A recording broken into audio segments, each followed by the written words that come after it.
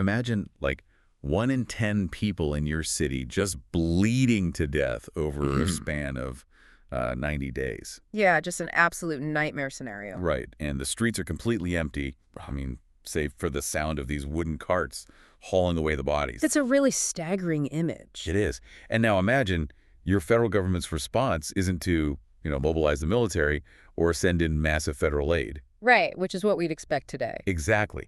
Instead, their response is to literally pack their bags, completely abandon the capital, and just run for their lives.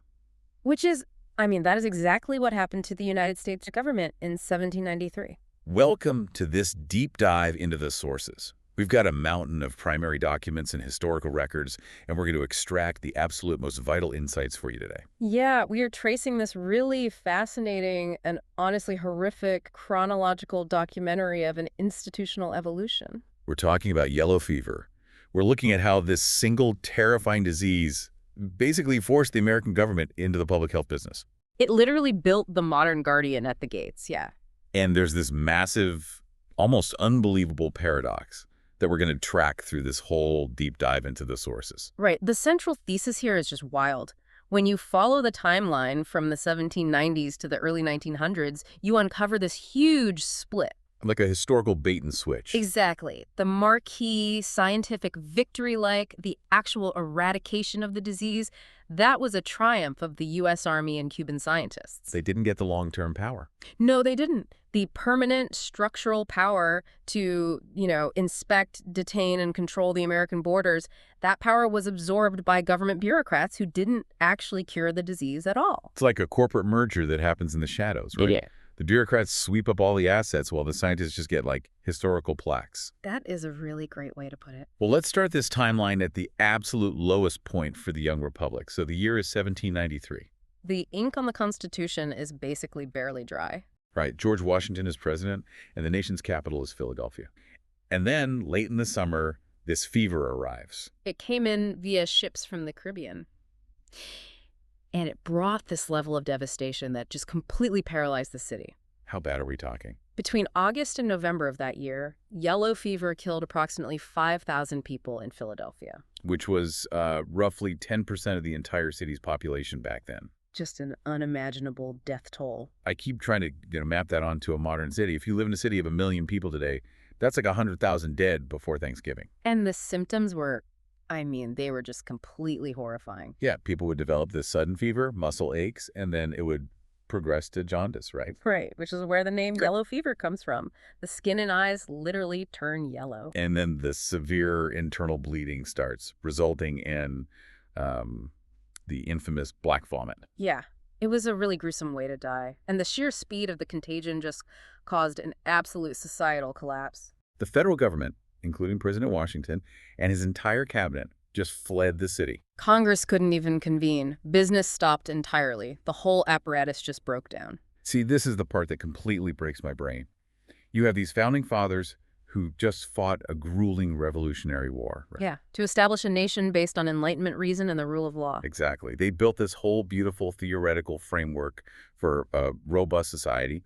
And then a biological entity just waltzes into the Capitol and proves that all their philosophical laws are completely powerless. Nature always wins. Right. So how does a newly formed nation even survive its own government fleeing the Capitol like that? What happens to the Treasury, the legislation, the basic function of the state? Well, functionally, it just ceases to exist for those months. Wow. Just a total pause on the country. Yeah. The founders realized, in this really humiliating way, that a republic cannot outrun biology. The philosophical shock was just immense. They realized epidemics were a physical threat they couldn't just ignore. Exactly. But the tragedy of 1793 wasn't just that the government ran away, it was that the medical establishment that actually stayed behind was actively making the catastrophe worse. Oh, man. Which brings us directly to Dr. Benjamin Rush. Yes, Benjamin Rush. He was, arguably the most celebrated physician in America at the time, right? He was a signer of the Declaration of Independence. He was a massive historical figure, but his medical approach to the 1793 outbreak was, it was basically a bloodbath. So to understand why he did what he did, we have to talk about miasma theory. Yeah, right. We have to understand the paradigm he was trapped inside. Medicine in the 1790s was heavily influenced by miasma theory. Can you define that simply for us? Sure, it's basically the belief that diseases were caused by bad air or noxious smells or a toxic atmosphere that came from decaying matter. So no germs. Right. They had absolute no concept of microscopic germs and certainly no concept of insect vectors. But hold on, if Rush believed the air itself was toxic, how does he leap to the conclusion that he needs to, like, drain the blood out of his patients? It seems crazy to us, yeah. Yeah. If the problem is in the lungs or the atmosphere, bleeding someone dry seems like a profound disconnect in logic. It does, but it made perfect sense within the framework of humoral medicine, which was kind of overlaid onto miasma theory. Okay, how so? Well, the belief was that the toxic air overstimulated the blood vessels, causing a dangerous imbalance in the body's natural state. Ah, so the body is out of whack. Exactly. Rush believed the system was in this state of hypertension, and the only way to release that deadly pressure was through heroic intervention. And heroic in this context definitely didn't mean brave, No, it meant extreme, highly extreme. like aggressively purging the body. Yes, Rush administered these massive doses of purgatives, things like mercury and jalap, to force the body to violently expel fluids, and he bled patients relentlessly. I read he would sometimes remove up to 80% of a patient's blood volume, Over the course of the illness, yes. which is the absolute worst possible thing you could do to a body that is already hemorrhaging internally from yellow fever. You are essentially finishing the job the virus started. But, I think it's really crucial we don't look back at Rush with historical arrogance and just write him off as a villain. Oh, absolutely not. He wasn't a villain at all. He was a tragic figure operating at the bleeding edge, literally, of the flawed science of his day. He stayed in Philadelphia when everyone else ran. He did. He worked himself to the point of total collapse trying to save people. Right, the danger of historical analysis is assuming past actors were just foolish. They weren't. They were highly educated people desperately trying to impose order on a terrifying chaos. They just had the wrong rule book. Okay, so the government has abandoned the city. The leading doctors are unintentionally killing their patients. And the wealthy citizens have all scattered to the countryside. Leaving a massive vacuum. Right. Someone had to actually deal with the nightmare on the ground. Someone had to go into the houses, nurse the violently ill, and cart away the rotting bodies. And this brings us to one of the most remarkable and frankly enraging elements of this entire history. The Free African Society. Yes, the Free African Society of Philadelphia, led by Absalom Jones and Richard Allen, they completely stepped into the void. They organized the black community to act as the city's first responders, basically. Exactly, taking on the unimaginably dangerous, gruesome work that literally no one else would do. But the reason they were asked to do this is rooted in another massive, tragic failure of medical science, isn't it? It is. The city's leaders, including Benjamin Rush, explicitly recruited the black community based on a totally fabricated belief. That people of African descent were naturally immune to yellow fever. Right. It was a horrific intersection of bad science and desperate exploitation. The white establishment basically handed the black community a shovel and said, "You are biologically impervious to this plague, so it is your civic duty to stay and clean up our dying city while we run." It's so cynical. It's like being drafted to defuse landmines because someone wrongly decided you were explosion-proof. That is a terrifyingly accurate analogy. And of course, they were not immune. Unless an individual had survived a prior infection, they were completely vulnerable. Exactly. Jones, Allen, and their community stepped into the breach anyway. And as a result, a devastating number of black Philadelphians died, serving a city that had totally abandoned them. And the betrayal extends beyond just the death toll, right? Oh, it gets worse. When the first frost finally arrived in November, which killed off the mosquitoes, which we now know were the actual culprits, the epidemic broke. And so politicians and the wealthy citizens come back to Philadelphia. Right. But instead of honoring the Free African Society, the returning establishment scapegoated them. Matthew Carey, who was a prominent publisher and who had literally fled the city himself, by the way, wrote this wildly popular pamphlet. Yeah, accusing the black nurses and gravediggers of extortion. Right, of overcharging for burials and of plundering the houses of the dead. It's just infuriating. It's a classic sociological defense mechanism. The returning power structure felt immense guilt and shame for their cowardice. So they projected it. Exactly. They transferred that shame into hostility against the very people whose bravery highlighted their own failure. Which forced Absalom Jones and Richard Allen to publish their own defense in 1794. We have that primary source right here. It's a profound document. It's titled A Narrative of the Proceedings of the Black People During the Late Awful Calamity in Philadelphia. And when you read this narrative today, it is just breathtaking. It really is. It isn't just a rebuttal of Kerry's slander. No, it is a meticulous accounting of their dead, their expenses, and their massive personal sacrifice. It is a demand that their humanity and their civic heroism be recognized. It stands as one of the most vital early documents of Black American political organizing.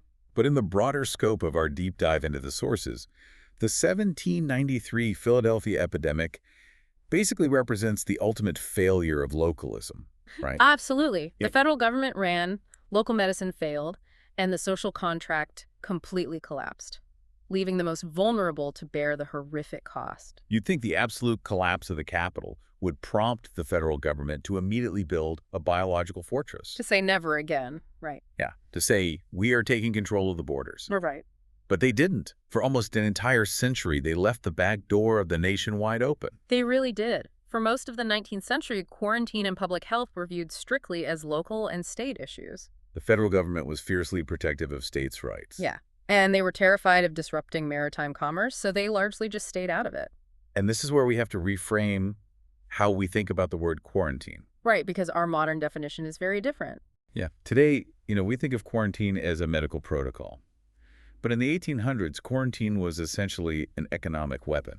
Define quarantine for us in that context. Well, broadly, it's the restriction of movement of people or goods intended to prevent the spread of disease, like a border wall against invisible threats. But back then, it was basically a medieval siege tactic used against competing ports. Exactly.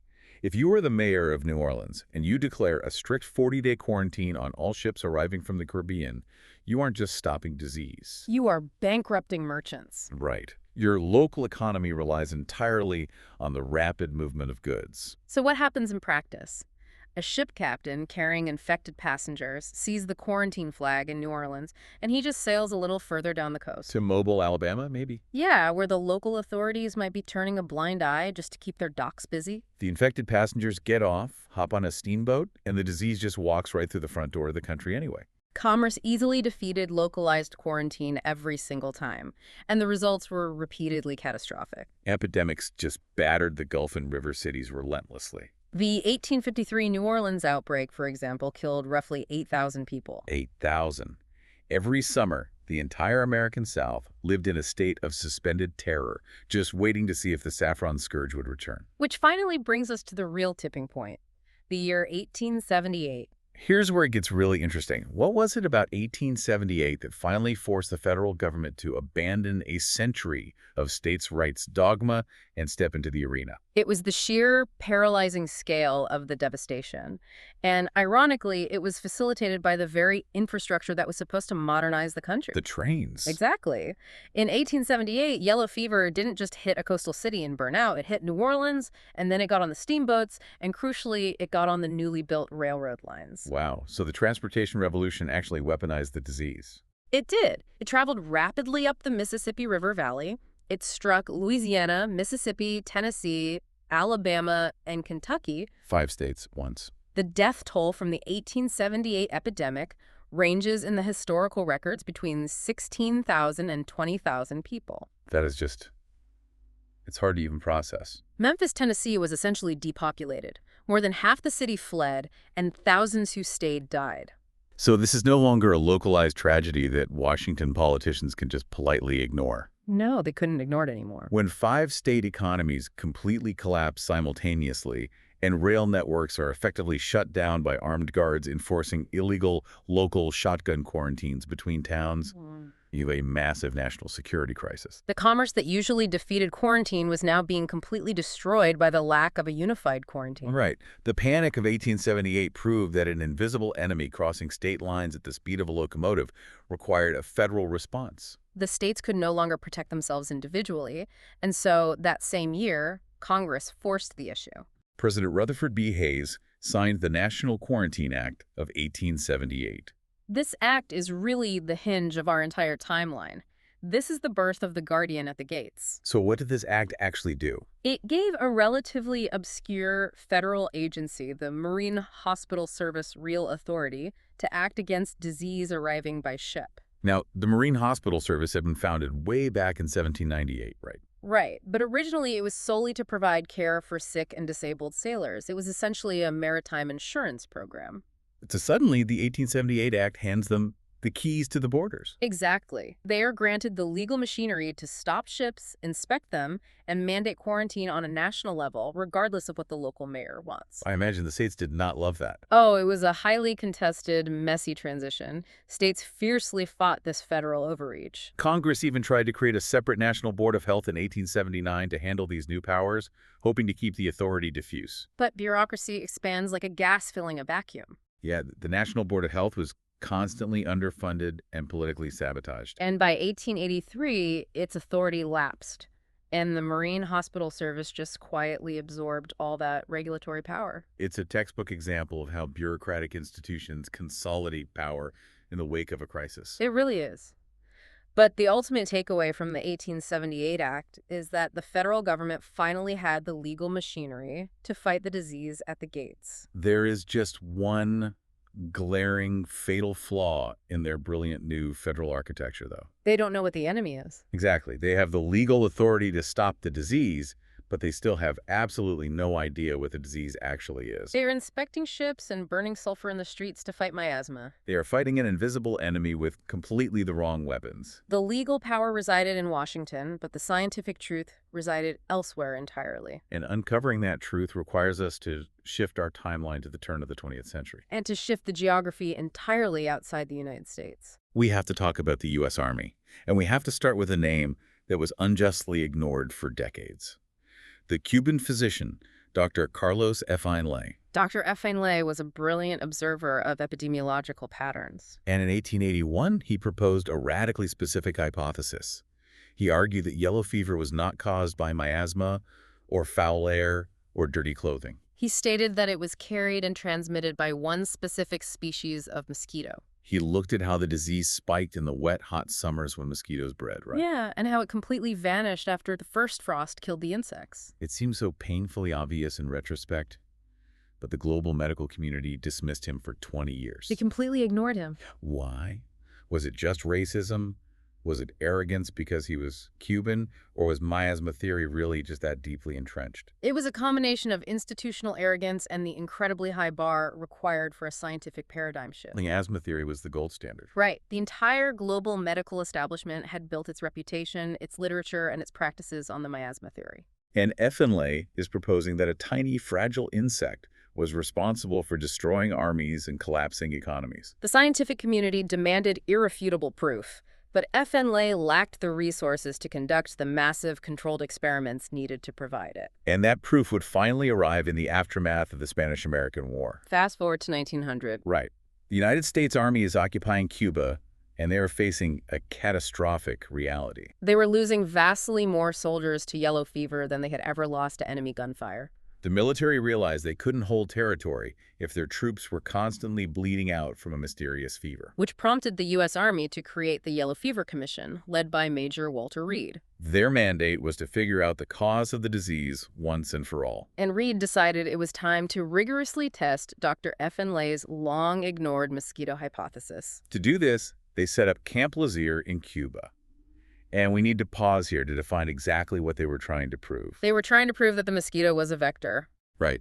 For those who might not know, what exactly is a vector? In epidemiology, a vector is simply a living organism, like a mosquito or a tick, that transmits an infectious pathogen between humans or from animals to humans. So the vector itself isn't the disease. It's merely the biological transport mechanism. Exactly. But the chilling reality of yellow fever research in 1900 was that you couldn't just test it on laboratory mice. No, the disease didn't present the same way in animals. So the only way Walter Reed's commission could definitively prove that a mosquito transmits yellow fever from one human to another was to use human volunteers. They needed people willing to be intentionally infected with a disease that had a terrifyingly high mortality rate. Which is just, wow. The methodology they used at Camp Lazear is profoundly stark. Very rigorous, but stark. They built two small wooden buildings. Yeah. In the first building, which they call the infected clothing building, they had human volunteers sleep for weeks in tightly sealed rooms. Lying on beds covered in the urine, feces, and black vomit-stained sheets of patients who had recently died of yellow fever. Which is absolutely repulsive. But they wanted to see if the physical filth, the supposed miasma, would make them sick. And those volunteers, despite the horrific conditions, remained perfectly healthy. They didn't get sick at all. Not at all. They disproved the fomite theory, the idea that inanimate objects carried the contagion. Okay, but the second building was the mosquito building.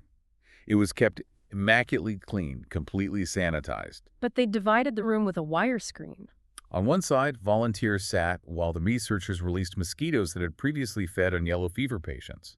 And those volunteers contracted the disease. The proof was undeniable, but that scientific proof required a terrible personal toll. Yes, it did. And this is where we really have to focus on Dr. Jesse Lazear. He was a prominent member of the Army Commission. He wasn't just directing the experiments from afar. He was deeply involved in the day-to-day handling of the infected mosquitoes. Lazear understood the stakes better than anyone. He knew the excruciating physical reality of the disease. And yet he allowed himself to be bitten by an infected mosquito. Now, whether it was an accidental bite that he just chose not to thwart away, or a deliberate act of self-experimentation to validate the findings, the result was the same. Jesse Lazear contracted a virulent case of yellow fever. He tracked his own declining symptoms with clinical precision, basically until he became delirious. And he died. He literally gave his life to prove the mechanism of the disease. It's like those early test pilots, right? Stepping into the complete unknown for the sake of human progress. The scientific method in this case was literally written in blood. It is an unparalleled level of scientific dedication. His sacrifice, alongside the bravery of the enlisted men and Cuban volunteers who also subjected themselves to the bites, provided the ironclad proof the world had demanded. The Army Commission proved conclusively that the AEED's IgP-Thai mosquito was the sole vector for urban yellow fever. Carlos Finlay was completely vindicated. But proving the mosquito caused it was only half the battle, right? Yeah. Now they had to figure out how to stop it. Exactly. And this brings us to another giant of the Army's efforts, Dr. William Gorgas. Gorgas was an Army sanitarian, and he realized the profound implications of the Reed Commission's findings. If the mosquito is the vector, you don't need to quarantine ships or burn sulfur in the streets. You just have to kill the mosquito. He launched what became known as the Mosquito War in Havana. And it wasn't a medical campaign, really. It was a massive military-style engineering operation. Gorgas mapped out the entire city. He knew the IEDs IgP-Thai mosquito bred in clean, standing water near human habitation. So he sent squads of men to inspect every single house. They screened over rain barrels, they poured oil on puddles to suffocate the mosquito larvae. They even levied strict fines on anyone who left water stagnant. And the results were miraculous. A disease that had terrorized Havana for literally centuries was functionally eradicated in a matter of months. Gorgas later took these exact same preventive mosquito control methods down to Central America. And it's no exaggeration to say that his work made the construction of the Panama Canal possible. The French had previously attempted to build the canal and failed spectacularly, largely because their workforce was absolutely decimated by yellow fever. Gorgas wiped out the mosquitoes, the workforce survived, and the canal was built. But as we pivot back to the United States, we have to enforce the central thesis of our entire deep dive. Right. Look at the names who achieved this monumental eradication. Finlay, Reed, Lazear, Gorgas. This was a triumph of the United States Army and Cuban science. It did not belong to the Marine Hospital Service. Not at all. The federal agency sitting in Washington, the one that had been granted all that sweeping national quarantine power back in 1878. They had absolutely zero hand in discovering the cure or the vector. None. Which sets up this incredible historical paradox. The Army solved the riddle of the century in a foreign country. But how does that knowledge translate back home? How does the bureaucracy in Washington end up holding the reins of power in America? That brings us to the final chapter of our timeline. The year is 1905, and we are looking at the very last yellow fever epidemic in United States history. The disease arrives once again in New Orleans, a city that has suffered more from yellow fever than almost anywhere else in the country. The outbreak is traced to Italian laborers unloading fruit ships down on the docks. But look at the stark contrast between this moment and where we began in 1793. It's night and day. In Philadelphia, the response was blind panic, the collapse of government, and doctors bleeding their patients to death based on an ancient theory. In New Orleans in 1905, there is no panic. There's only applied science. They have the knowledge from the Army-and-Cuba. They know precisely who the enemy is. They immediately implement a massive preventative mosquito control campaign. And note the vocabulary. It's preventative, not preventative. They took William Gorgas's exact playbook from Havana and deployed it across Louisiana. They aggressively screen millions of gallons of drinking water in cisterns. They oiled the gutters and swamps. And crucially, when someone did get sick, they didn't just isolate them. They isolated them behind strict mosquito netting, ensuring that uninfected mosquitoes couldn't bite the patient and spread the pathogen further. It was a highly organized biological war against the insect vector. But the crucial institutional pivot happens here. Who is actually running this campaign in New Orleans? It's not the U.S. Army. No. The local authorities, overwhelmed by the logistics, petition the federal government for help. And the federal government deployed the agency that held the National Quarantine Authority, the Marine Hospital Service. Although, by this point, they've undergone a slight branding change to reflect their growing domestic power. Right. In 1902, they were officially renamed the Public Health and Marine Hospital Service. And they were led by Surgeon General Walter W. Wyman. W.E. Wyman and his federal officers roll into New Orleans, take total operational control of the city, and systematically apply the Army's mosquito science. And it worked. The outbreak was aggressively contained. Thousands of lives were saved, and the disease was permanently banished from American shores. 1905 stands as the final yellow fever epidemic in U.S. history. So when we synthesize this entire journey, we arrive at the profound contradiction that shaped modern American public health. The Public Health Service didn't discover the cure. They didn't propose the mosquito hypothesis. They didn't risk their lives in the tents at Camp Lazear. And they didn't invent the oiling and screening methods. But they inherited all of it. They were the bureaucratic vessel that applied the military's science to the civilian homeland. History writes the books and makes the movies about Walter Reed and the tragic, heroic sacrifice of Jesse Lazear. We rightly remember the scientific pioneers. But you and I today are protected by the sprawling, often boring administrative machinery built and managed by men like Walter W. Wyman. The marquee, headline-grabbing scientific victory belonged to the Army, but yellow fever made the Public Health Service necessary. The terror of the 1878 Mississippi Valley epidemic is what forced Congress to pass the National Quarantine Act, granting them the legal authority to inspect ships, detain citizens, and organize massive interventions. The machinery of the Guardian at the gates belonged entirely to them, and they never let that power go. Just 7 years after the triumph in New Orleans in 1912, Congress officially dropped the maritime legacy from their title. Recognizing their permanent and vital role in protecting the nation, they became the United States Public Health Service. The exact agency that exists today. It is a profound institutional evolution. We moved from a helpless government fleeing a plague in 1793. Relying on the exploited heroism of the free African society. Through a century of localized vulnerability, we saw the tipping point of 1878 force the creation of federal quarantine laws. We witnessed the blood-soaked, courageous breakthroughs of the Army and Cuban science, proving the mosquito vector. And finally, we saw the successful bureaucratic application of that science in 1905, cementing the Public Health Service as a permanent fixture of the state. It's an incredible story. And why does this deep dive into 19th century history matter to you today?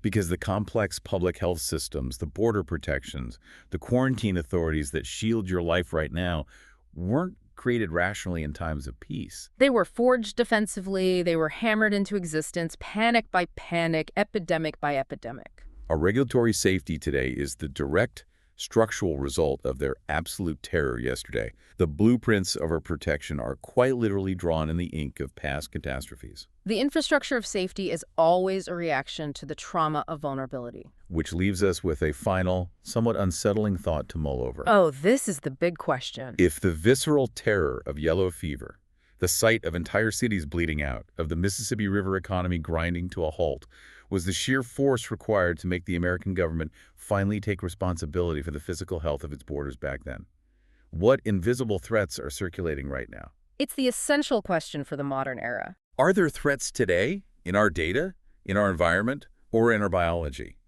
that are currently operating completely out of sight? Just waiting for their 1878 moment. Exactly. Threats that are quietly forcing the next massive, unavoidable evolution of government power, just waiting to break the surface. We like to think we are in control of our institutions, but history suggests that we are just waiting for the next crisis to draw the blueprints for us.